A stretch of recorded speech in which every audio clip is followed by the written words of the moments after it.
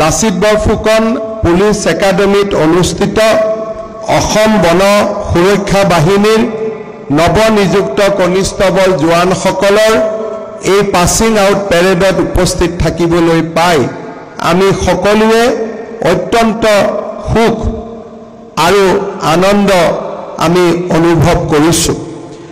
Uniform পৰিহিত সেৱাৰ সৈতে জড়িত প্ৰতিগৰাকী ব্যক্তিৰ জীৱনত পাছিং আউট পেৰেড এক গুৰুত্বপূৰ্ণ মুহূৰ্ত। এয়া প্ৰতিজনৰ জীৱনৰ গৌৰৱ আৰু প্ৰাপ্তিৰ মুহূৰ্ত।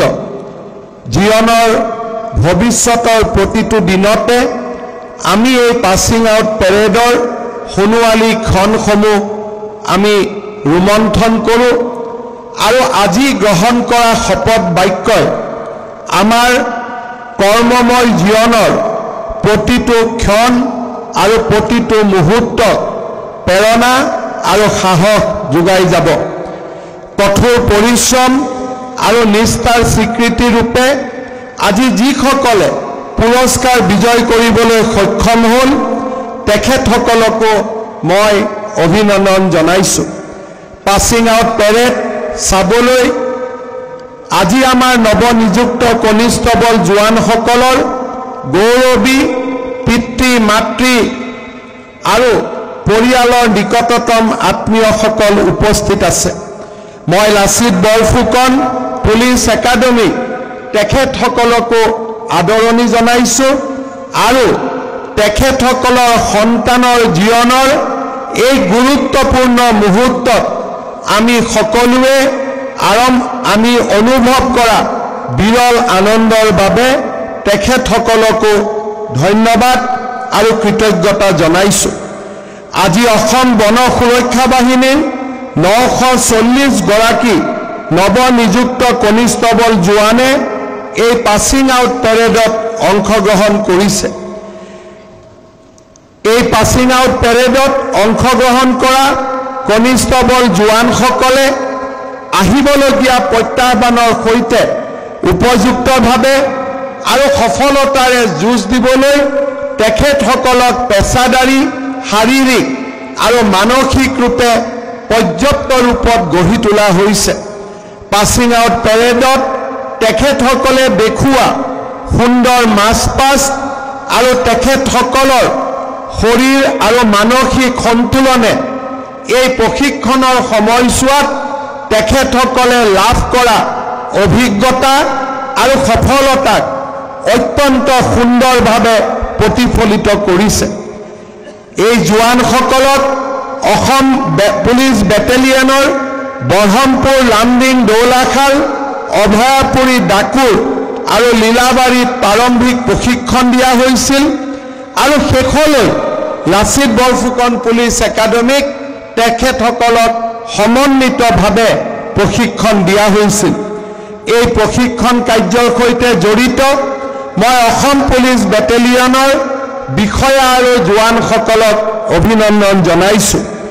অসম আৰক্ষীক সুন্দৰভাৱে নেতৃত্ব প্ৰদান কৰি সফলতাৰ শিখৰত উত্তীৰ্ণ কৰিবলৈ সক্ষম হোৱা অসম আৰক্ষীৰ সঞ্চালক প্ৰধান শ্ৰী জি.পি. সিং ডাঙৰীয়াকো মই আজিৰ এই সুন্দৰ মুহূৰ্তত অভিনন্দন জনাইছোঁ। আমাৰ ৰাজ্যৰ 26,832 বৰ্গ কিলোমিটাৰক আমি বনভূমি হিচাপে সংৰক্ষণ কৰোঁ।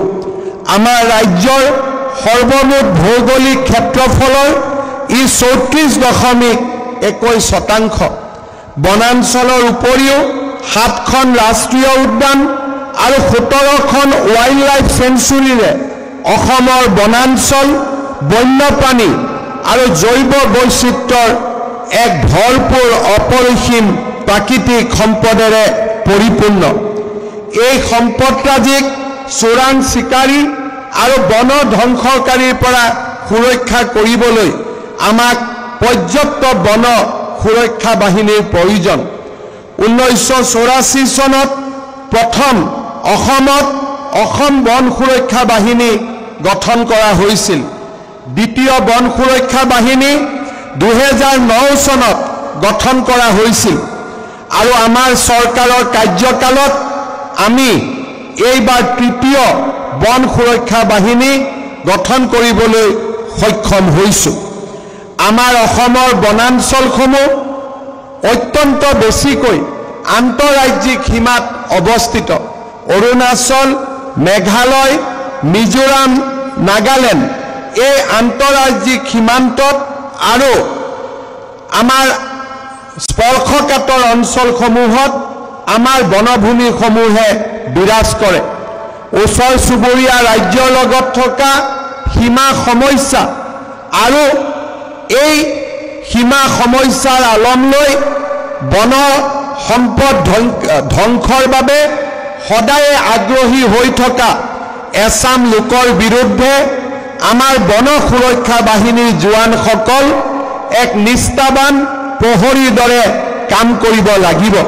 কাৰণ যদি বন সম্পদক আমি ৰক্ষা কৰিব নোৱাৰোঁ তেতিয়াহ'লে মানৱ জাতিৰ ভৱিষ্যত সম্পূৰ্ণভাৱে ভয়াৱহ আৰু বিপদজনক হৈ পৰিব। সেইবাবে বন সুৰক্ষা বাহিনীৰ কৰ্মীসকল অকল বন সুৰক্ষাৰ বাবে নিয়োজিত নহয়, ভৱিষ্যতৰ মানৱ সমাজখনকো বিভিন্ন ধৰণৰ জৈৱ প্ৰত্যাহ্বানৰ পৰা ৰক্ষা কৰাৰ বাবে এক অতন্দ্ৰ প্ৰহৰী হৈ কাম কৰি থাকিব লাগিব। আজি আমি সকলোৱে জানো যে অসমত যোৱা 3টা বছৰত নিকা আৰু স্বচ্ছ নিযুক্তিৰ এক নতুন প্ৰক্ৰিয়া আৰম্ভ হৈছে। স্বাধীনতাৰ পিছত বহুবোৰ চৰকাৰ আহিল আৰু গ'ল, কিন্তু স্বচ্ছ নিযুক্তিৰ প্ৰক্ৰিয়া এটাক সুনিশ্চিত কৰিবলৈ সকলোৱে বিফল হৈছিল। তাৰ ফলত অসমৰ যুৱক সমাজ প্ৰায়ে হতাশাত ভুগিছিলে আৰু হতাশাৰ ফলস্বৰূপে বিভিন্ন সময়ত অসমৰ যুৱক সমাজে নিজৰ কক্ষপথৰ পৰা কক্ষচ্যুত হোৱাৰ বহু উদাহৰণ আমাৰ সন্মুখত দেখা দিয়ে। যোৱা কিছুদিন আগতে লোকসেৱা আয়োগৰ প্ৰাক্তন অধ্যক্ষ, প্ৰাক্তন সদস্য আৰু বিভিন্ন ধনবলৰ কৌশলেৰে চাকৰি পোৱা যুৱকসকলৰ যুৱতীসকলৰ বিৰুদ্ধে ন্যায়ালয়ে লোৱা কঠোৰ ভূমিকাই এই কথা প্ৰমাণ কৰিছে যে এতিয়া অসমত আমি এটা স্বচ্ছ নিযুক্তিৰ আৰু স্বচ্ছতাৰ এটা নতুন যুগত প্ৰৱেশ কৰিছোঁ। এই সুযোগতে এটা সুন্দৰ ইনভেষ্টিগেশ্যন কৰি লোকসেৱা আয়োগৰ অধ্যক্ষ সদস্যসকলৰ বিৰুদ্ধে আদালতত সফল হ'ব পৰাটো অসম পুলিচৰ অনুসন্ধান শাখাৰ আৰু অনুসন্ধানৰ বিষয়াসকলৰ বাবে আন এক কৃতিত্ব। মই আজিৰ দিনটোত পুনৰ এবাৰ অসম আৰক্ষীৰ যিসকল বিষয়া এই গোচৰটোৰ অনুসন্ধানৰ বিষয়ে আৰু ইয়াৰ লগত প্ৰথমৰ পৰাই জড়িত হৈ আছিল তেখেতসকলকো মই পুনৰ এবাৰ অভিনন্দন জনাম। স্বচ্ছ নিযুক্তিৰ প্ৰক্ৰিয়া আমাৰ চৰকাৰখনে আৰম্ভ কৰাৰ ফলত আজি আমি 960 গৰাকী অসমৰ নিম্ন মধ্যবিত্ত আৰু দৰিদ্ৰ পৰিয়ালৰ সন্তানক আজি আমি বন সুৰক্ষা বাহিনীৰ এই সুন্দৰ ইউনিফৰ্মত দেখিবলৈ সক্ষম হৈছোঁ। আমাৰ অসমৰ যিবিলাক ৰাজনৈতিক দল, কংগ্ৰেছ আৰু 2-এটা আঞ্চলিক দলে এই নিযুক্তিৰ প্ৰক্ৰিয়াক সদায়ে সমালোচনা কৰি আহিছে।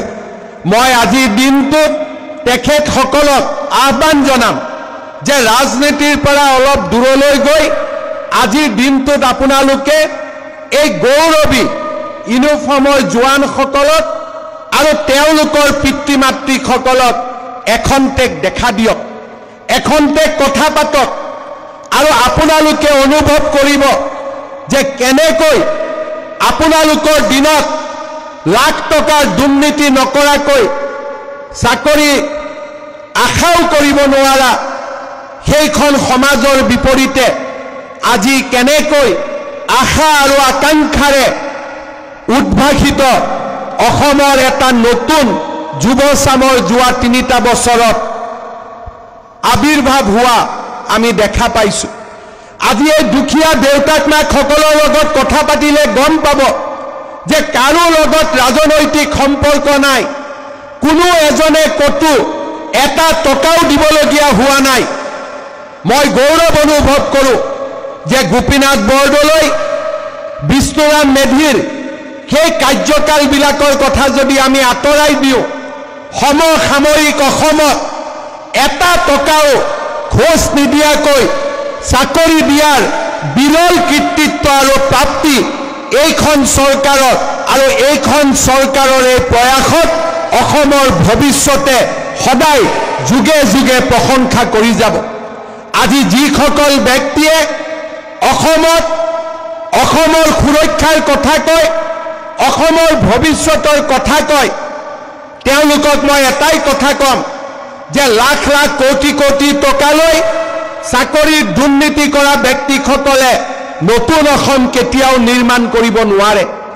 অসমৰ ইতিহাসে কেতিয়াও পাহৰি যাব নোৱাৰে যে ৰাকেশ পালৰ দৰে ব্যক্তিক কোনটো চৰকাৰ, কোনটো ৰাজনৈতিক দলে নিযুক্তি দিছিল আৰু কাৰ কাৰণে ৰাকেশ পালক দুখ দিয়াৰ পৰিৱৰ্তে ৰাকেশ পালৰ দৰে ব্যক্তিক জন্ম দিয়া ব্যক্তিসকলে আজি আদালতৰ অভিযোগনামা আৰু আদালতে কাৰাদণ্ড বিহাৰ পিছত এবাৰৰ হ'লেও অসমৰ যুৱক সমাজৰ ওচৰত ক্ষমা খোজা উচিত।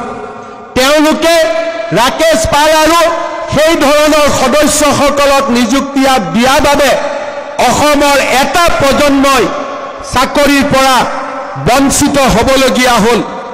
তেওঁলোকৰ বঞ্চিত জীৱন আৰু বঞ্চিত যৌৱনক আজি কোনে উভতাই দিব?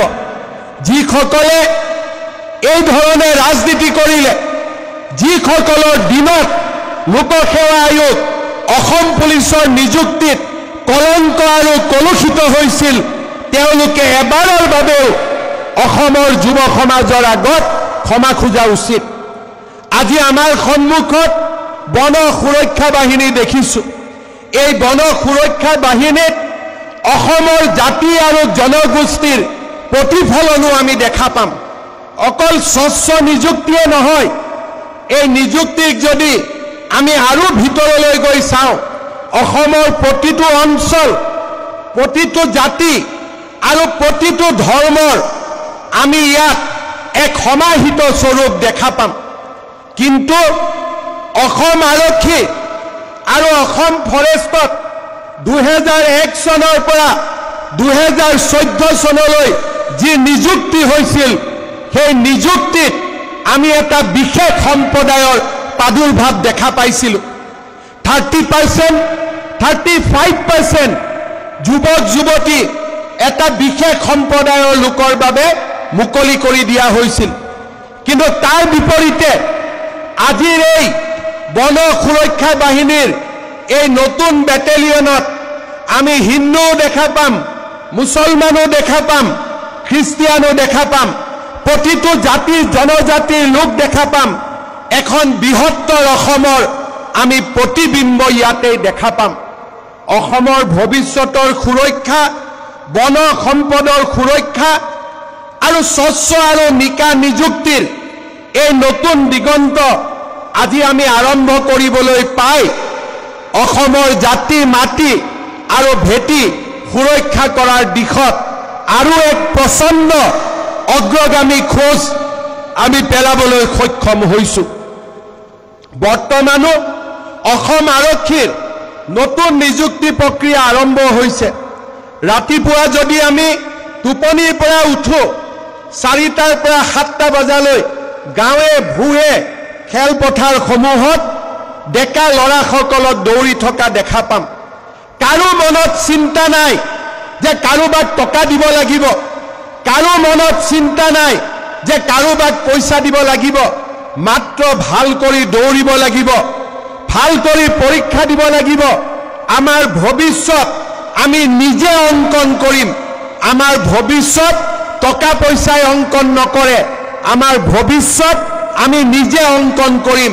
তেনে একচাম সাহসী আৰু শক্তিশালী যুৱকে আজি অসম পুলিচত নিযুক্তিৰ বাবে প্ৰযত্ন কৰি আছে অহা অক্টোবৰ মাহত অসম পুলিচৰ নিযুক্তিৰ প্ৰক্ৰিয়া আৰম্ভ হ'ব আৰু 10 মে তাৰিখে আমি এই নতুন নিযুক্তিৰ প্ৰক্ৰিয়া আমি সমাপন কৰিম তাৰ লগে লগে মই ইতিমধ্যে বনমন্ত্ৰী চন্দ্ৰমোহন পাটোৱাৰী ডাঙৰীয়াক কৈছো যে আজি আমি 940 গৰাকী নৱনিযুক্ত ফৰেষ্ট গাৰ্ডৰ আজি আমি ইয়াতে পাছিং আউট পেৰেডত উপস্থিত আছো অহা ফেব্ৰুৱাৰী মাহৰ ভিতৰত আৰু 600 নতুন ফৰেষ্ট প্ৰটেকশ্যনত নতুন জোৱানত নিযুক্তিৰ প্ৰক্ৰিয়া আমি আৰম্ভ কৰিব লাগিব যাতে প্ৰতি বছৰে আমি এনেকৈ এছাম নতুন যুৱকক অসম ফৰেষ্ট বেটেলিয়নত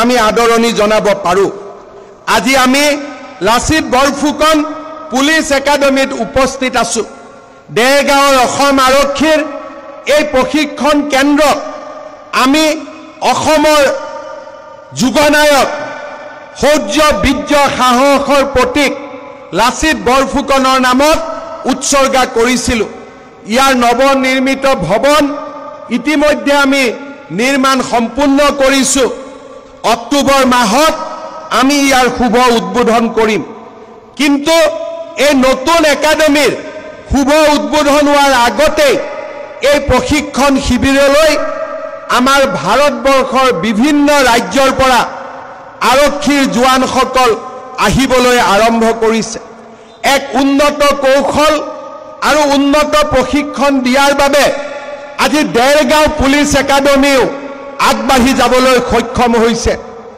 মই অত্যন্ত আনন্দিত যে অসম আৰক্ষীৰ জোৱানসকল 6টাকৈ কমাণ্ডো বেটেলিয়নৰ জোৱানসকল ফৰেষ্ট বেটেলিয়নৰ জোৱানসকলক প্ৰশিক্ষণ দিয়াৰ পিছত বৰ্তমান লাচিত বৰফুকন পুলিচ একাডেমীত মণিপুৰ পুলিচৰ জোৱানসকলৰ প্ৰশিক্ষণ কাৰ্য চলি আছে অহা নৱেম্বৰ মাহত ভাৰতবৰ্ষৰ আন এখন ৰাজ্য গোৱাৰ পৰাও গোৱা পুলিচে 1000 জোৱানক লাচিত বৰফুকন পুলিচ একাডেমীত প্ৰশিক্ষণৰ বাবে প্ৰেৰণ কৰিব মই বিশ্বাস কৰোঁ যে চাওঁতে এই লাচিত বৰফুকন পুলিচ একাডেমী ৰাষ্ট্ৰীয় পটভূমিটো উজ্বলি উঠিব অসম আৰক্ষীয়ে আমাৰ 102 সেৱাক এক নতুন ৰূপত লৈ যাবলৈ প্ৰচেষ্টা আৰম্ভ কৰিছে এই 102 সেৱাৰ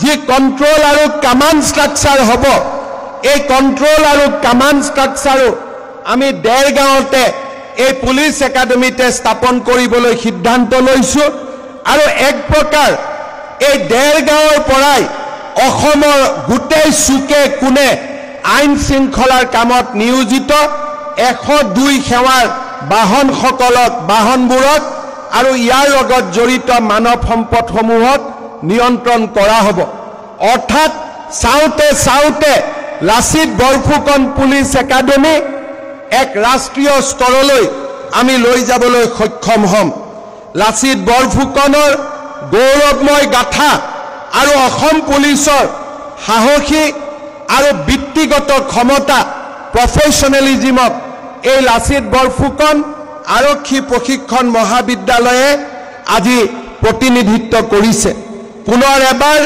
মই আজিৰ এই সুন্দৰ দিনটোত বনমন্ত্ৰী চন্দ্ৰমোহন পাটোৱাৰী আৰু বন বিভাগক অভিনন্দন জনাইছো যে 960 গৰাকী আপোনালোকে নতুন কনিষ্টেবল জোৱানক আজিৰ পৰা আপোনালোকৰ বিভাগত আদৰণি জনাব কাজিৰঙা মানসত গড় চিকাৰীৰ বিৰুদ্ধে হওক আৰু অসমৰ প্ৰতিটো বনজ আৰু আমাৰ ৱাইল্ড লাইফ চেঞ্চুৰীক ৰক্ষণাবেক্ষণ দিয়াত আপোনালোকৰ প্ৰচেষ্টাত এই জোৱানসকলে এক নতুন মাত্ৰা প্ৰদান কৰিব পুনৰ এবাৰ বন বিভাগক আজিৰ এই সুন্দৰ দিনটোৰ বাবে মই ধন্যবাদ জনাইছো আকৌ এবাৰ অসম বন সুৰক্ষা বাহিনীৰ গৌৰৱী কনিষ্টেবল জোৱানসকলক আৰু ইয়াত ভাগ লোৱা আজিৰ মাছ পাষ্টত ভাগ লোৱা যুৱক যুৱতীসকলক আৰু পুৰস্কাৰ বিজেতাসকলক পুনৰ এবাৰ মই অভিনন্দন জনাইছোঁ। পিতৃ মাতৃসকলক মই পুনৰ এবাৰ কৃতজ্ঞতা জনাইছোঁ। অভিভাৱকসকলক কৃতজ্ঞতা জনাইছোঁ আৰু অসম আৰক্ষীৰ সঞ্চালক প্ৰধানকে আদি কৰি লাচিত বৰফুকন পুলিচ একাডেমীৰ অধ্যক্ষ আৰু বিষয়া ইনষ্ট্ৰাক্টৰ সকলোকে আকৌ এবাৰ অভিনন্দন জনাই মই মোৰ বক্তব্য সামৰণি মাৰিছোঁ। ধন্যবাদ। জয় হিন্দ, বন্দে মাতৰম।